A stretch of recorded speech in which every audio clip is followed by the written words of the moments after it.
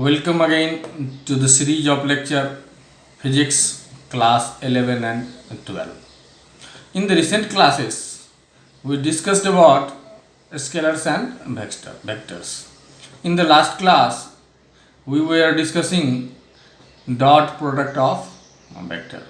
Perhaps you all have gone through the lectures. You would have solved some problems, and now see there are two types of product of vector. One is the dot product that we have already discussed in the last class, and today we are going to discuss cross product of vectors. Let's see the second product, that is the cross product of vector. Now see cross product of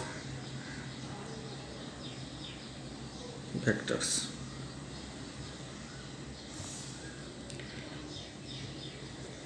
It is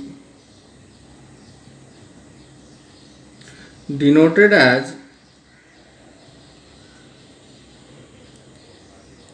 A cross B and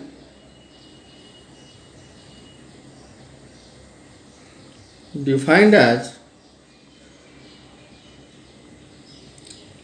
A cross B equals to mod of A mod of B sin theta and a unit vector. This part shows the magnitude and this part unit vector, that is direction. Now see A cross B, what we have written here, mod of A, mod of B and sin theta, where theta is the angle between vector A and B. So when we multiply it with unit vector, the magnitude remains same because the unit vector has the magnitude 1, and when 1 is multiplied with this part remains same and the direction gets assigned to it. So the result of cross product means when we do the cross product of two or more than two vectors, in any case the result is always a vector quantity. That's why it is also known as the vector products. The result of cross product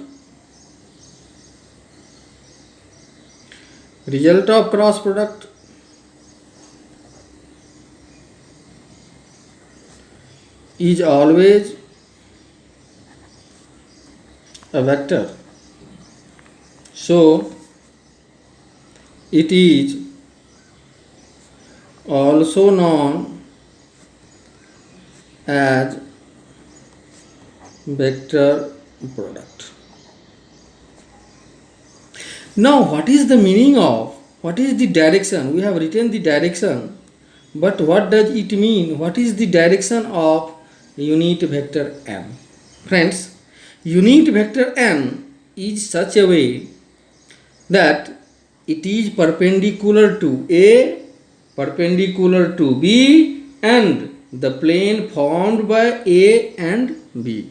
समझिए यहाँ कि unit vector का जो direction की हम बात कर रहे हैं, जो यूनिट वेक्टर है यह ए पे भी परपेंडिकुलर है, बी पे भी परपेंडिकुलर है और ए और बी से जो एक प्लेन फॉर्म होता है उस दोनों प्लेन पे भी ऑलवेज परपेंडिकुलर होगा. तो लिख सकते हैं यहाँ से हम लोग unit vector n is perpendicular to A and B as well as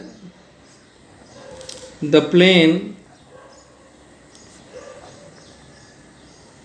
formed with vector A and B. Means unit vector n perpendicular to A, perpendicular to B and perpendicular to plane formed by A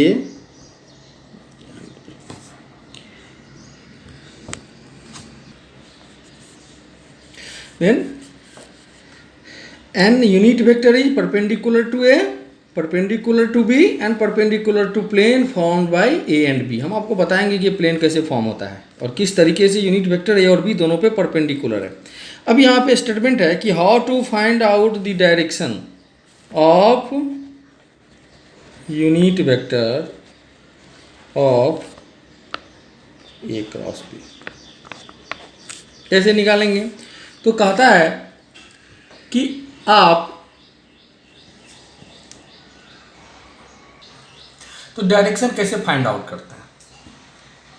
तो क्या है कि जब आप दो vector के बीच का cross product निकालते हैं, सपोज कीजिए वेक्टर ए और वेक्टर बी, तो आपको राइट हैंड को यूज़ करना होता है. राइट हैंड को हम लोग कैसे यूज़ करते हैं?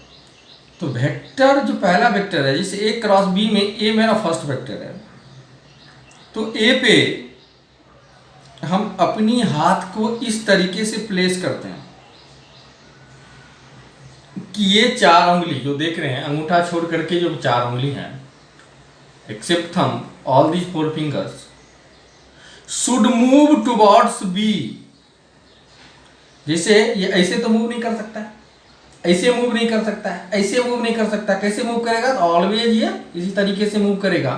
तो हमको इस हाथ को, अपनी हाथ की चारों उंगलियों को इस तरीके से प्लेस करना है कि यह चार की चार उंगली दूसरे वेक्टर की तरफ जाए, दूसरे वेक्टर की तरफ मूव करे. It move towards the second vector, then the thumb gives the direction of unit vector of A and B. Suppose कीजिए, मैं आपको बता रहा हूं कि consider front side of me north direction. तो definitely back side is the south direction, right hand side is the east and the left hand side is the west. Suppose a vector is towards north direction and the second one towards west direction. Means first one is towards north, second one is towards west. So how can we find out the direction? देखिए, पहला vector, first vector is towards north, तो north के तरफ आपको अपनी हाथ को इस तरीके से रखना है कि ये चार उंगली साउथ की तरफ जाए, क्योंकि साउथ मेरा सेकंड वेक्टर है. तो यहाँ से हम इसको इसी तरीके से प्लेस करेंगे, तभी यह मूव करेगा, यह चार उंगली, और ये चार उंगली को हम साउथ की तरफ मूव करेंगे. तो देखिए the thumb shows towards upward direction.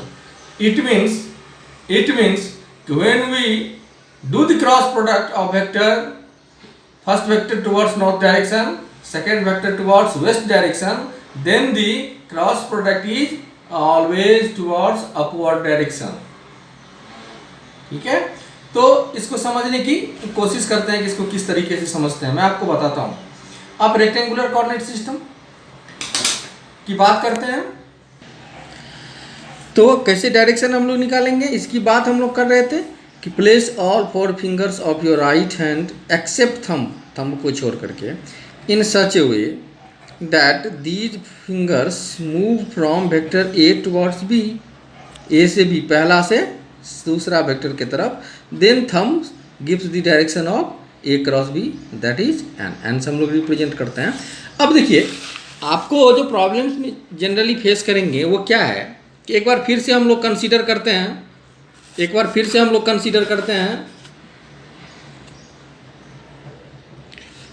Rectangular coordinate system को. तो एक्स, वाई और जेड तीन एक्सिस है, कई बार हम लोगों ने डिस्कस किया इसको.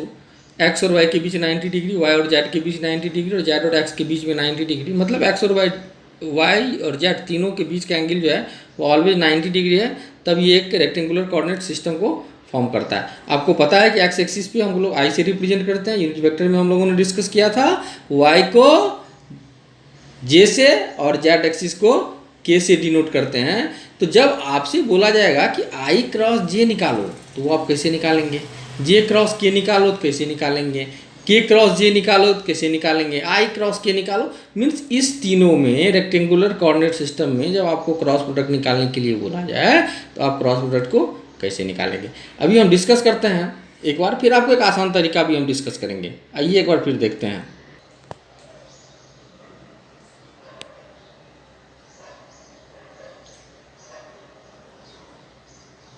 देखिए ये मेरा तीनों एक्सिस है, एक्स एक्सिस, ये वाई एक्सिस और ये जेड एक्सिस। इसके बीच एक्स और जेड के बीच भी angle 90 degree, this angle between X and Y also 90 degree and this angle between Y and Z is also 90 degree. Suppose a vector is on y axis means j, second vector is on z axis means k, and now you have to find out j cross k।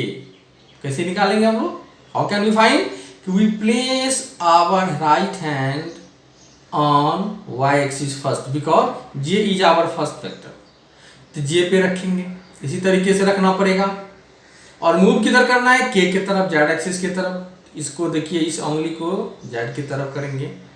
What is the direction of thumb, thumb is on x axis, x axis positive direction, so j cross k is I, means when j cross k is done the result is towards x direction only. और देखिए कैसे ये x जो है वो x y पे भी perpendicular है और z पे भी परपेंडिकुलर है, हमने बताया था आपको। फिर से एक बार इसको क्लियरली माइंड में रखिएगा कि क्रॉस प्रोडक्ट का जो डायरेक्शन है वह जिस दो वेक्टर के साथ हम क्रॉस प्रोडक्ट कर रहे हैं उस दोनों वेक्टर पे भी परपेंडिकुलर है, दोनों पे परपेंडिकुलर है। यदि a और b का क्रॉस कर रहे हैं तो a पे भी परपेंडिकुलर है, b पे भी परपेंडिकुलर है, और a और b के साथ में जो एक प्लेन बनता है उस प्लेन पे भी परपेंडिकुलर है। कहने का मतलब क्या है, ये a और b, ये पार्ट देखें ना आप, ये एक प्लेन को डिनोट करेगा, यहाँ से ये पूरा का पूरा पार्ट एक प्लेन को डिनोट करेगा। तो ये x जो है वो ऑलवेज इस प्लेन पे भी परपेंडिकुलर होगा। अब सपोज कीजिए कि आपसे कोई बात करता है कि मेरा फर्स्ट वेक्टर जो है वो z एक्सिस पे है, मतलब k है, सेकेंड वेक्टर y एक्सिस पे है जो j है, तो k क्रॉस j कितना होगा, तो k क्रॉस j सिंपल है, k पे रखेंगे अपने हाथ को, k के देखिए हाथ रख दी k के पैरेलल, मूव किधर करना है, y एक्सिस की तरफ, y एक्सिस की तरफ मूव किए, थंब किधर जा रहा है, negative x direction, negative x direction मतलब माइनस j। ये एक सिंपल तरीका है जिसको कि हम लोग इस तरीके से हम लोग क्रॉस प्रोडक्ट के डायरेक्शन को निकाल सकते हैं, वी कैन फाइंड आउट। तो ये रेक्टेंगुलर कोऑर्डिनेट सिस्टम में आपने सीखा। अब जो आपके लिए कॉम्बिनेशन आएगा तो उसको कैसे यूज करेंगे, देखिए यहाँ पे a क्रॉस b का डेफिनेशन में हम लोगों ने क्या लिखा है कि a mod of b sin theta, this is the magnitude part, means where theta is the angle between a and b और this will represent the direction. तो नाउ आइए देखते हैं एक छोटा सा तरीका कि इस पे कैसे बनाते हैं हम लोग। एक सर्कल को आप कंसीडर कर लीजिए, आप एग्जाम के टाइम में भी कोई कन्फ्यूजन हो तो आप कर सकते हैं इसको, प्रॉब्लम बनाने के टाइम में भी कोई कन्फ्यूजन हो तो इस तरीके से सोच सकते हैं। एक सिंपल सा हमने सर्कल ले लिया समझने के लिए, इससे निकल जाता है, क्लियरली निकल जाता है कि क्रॉस कैसा होगा। आई जे और के हमने साइन दिया है क्लॉकवाइज डायरेक्शन में, तो अगर एक वेक्टर से दूसरे वेक्टर तक जाने के लिए हमको क्लॉकवाइज डायरेक्शन में मूव करना पड़ेगा तो उसका रिजल्ट थर्ड वेक्टर आएगा और वह पॉजिटिव आएगा। लेकिन just opposite to that, if we move in anti clockwise direction then the result is third one but the negative. जैसे कि सपोज आई क्रॉस जे, तो I first vector J second vector, तो I से जे तक जाने के लिए मुझे क्लॉकवाइज डायरेक्शन को यूज़ करना पड़ेगा, तो तीसरा वेक्टर कौन सा है के, तो रिजल्ट होगा के, और चूंकि हम क्लॉकवाइज डायरेक्शन में आए हैं इसीलिए यह क्या होगा पॉजिटिव। तो यहाँ से आप बना सकते हैं। आइए देखते हैं। तो जब बात करते हैं i cross A, i cross i, i cross i का मतलब क्या, दोनों वेक्टर किधर है एक्स डायरेक्शन में, तो दोनों वेक्टर के बीच का एंगल कितना है 0 डिग्री। जब दोनों वेक्टर के बीच का एंगल 0 डिग्री है तो जो अपना डेफिनेशन है कि a cross b equals to mod of a mod of b and sine theta, ये मैग्नीट्यूड है और ये यूनिट वेक्टर है। तो साइन थीटा थीटा कितना हो जाएगा 0, तो ये कंप्लीट पार्ट 0, मतलब मैग्नीट्यूड 0, तो क्रॉस प्रोडक्ट ही 0 हो जाएगा। के क्रॉस के भी 0। अब जब आपसे बोला जा रहा है आई क्रॉस जे निकालने के लिए, तो ये देखते हैं फिर से सर्कल में आई क्रॉस जे, आई से जे के तरफ जाएंगे, आई से जे के तरफ जाएंगे तो रिजल्ट क्या आएगा के, क्योंकि क्लॉकवाइज डायरेक्शन में गए हैं इसीलिए पॉजिटिव होगा, तो ये हो जाएगा के। जे क्रॉस के, जे क्रॉस के, जे क्रॉस के अगर निकालेंगे तो कितना होगा आई, क्योंकि क्लॉकवाइज डायरेक्शन में आए हैं।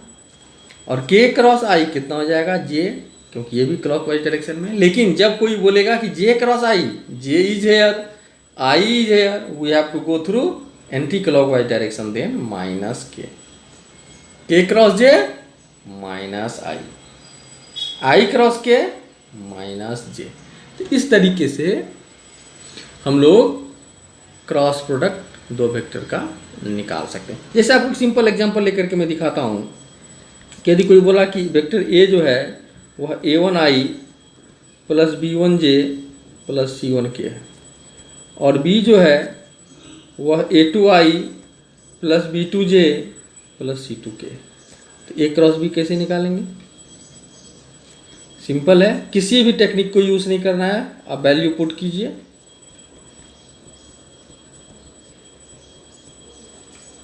Cross a2i plus b2j plus c2k कितना हो जाएगा? पहले इस तीनों टर्म को करना पड़ेगा। i cross i 0, i cross j k होगा, तो a1 b2 k। इसी तरीके से i क्रॉस k क्या होगा? माइनस j, तो minus a1 c2 j। b1 से करते हैं तो b1 a2 और j cross i minus k, b1 a2 के, j से j 0 हो जाएगा, और j क्रॉस के i, तो प्लस b1 c2 i। फिर k से करेंगे तो k से i को करेंगे तो k cross i j c1 a2 j, और k cross j anti clockwise, तो माइनस i, तो माइनस c1 b2 i, और k से k को करेंगे तो 0। एक साथ कर दीजिए आप टर्म को, b1 c2 माइनस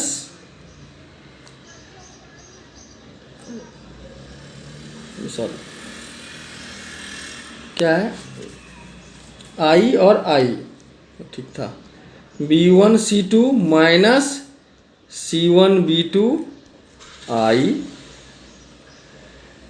जे वाले टर्म कहाँ है? यहाँ है और यहाँ है, plus c1 a2 minus a1 c2 j। तीसरा टर्म के वाला यहाँ है और यहाँ है, तो a1 b2 minus a2 b1 into k।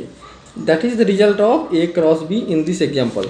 तो a cross b means this result is a vector quantity because it is written in terms of I, j and k. So result of cross product is always a vector quantity. That's why it is also known as the vector product. तो इस तरीके से हम लोगों ने cross product के साथ ही जो नेसेसरी डिस्कशंस थे फिजिक्स में वेक्टर को यूज़ करने के लिए, we have completed that. We started with the definitions of vector, characteristics.